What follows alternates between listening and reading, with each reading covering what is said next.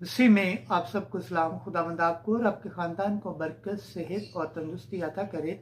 मसीह यसु नासरी के नाम से आमीन। हमारे लिए आज की अंजील मुक़द्दस लूका के मुताबिक 21 बाब 5वीं से 19वीं आयत तक। सब्र से तुम अपनी जानों को बचाओगे। खुदा बाप, बेटे और रूह कुद्दस के नाम से आमीन।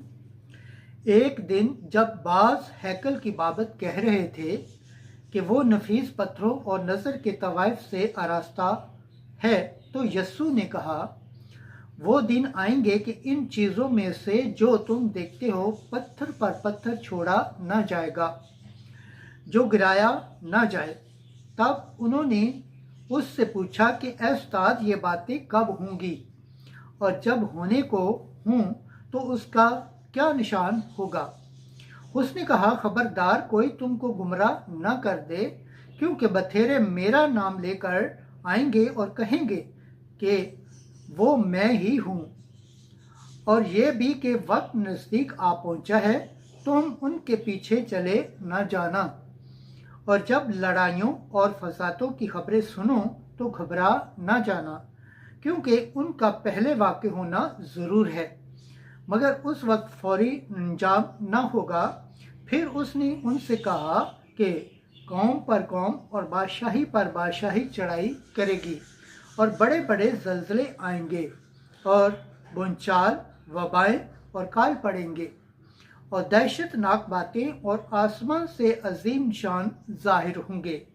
लेकिन इन सब बातों से पहले वो मेरे नाम के सबब से तुम पर हाथ डालेंगे और सताएंगे, और इबादत खानों और कैद खानों में ले जाएंगे, और बादशाहों और हाकिमों के सामने पेश करेंगे, और ये तुम पर शहादत के लिए आएगा।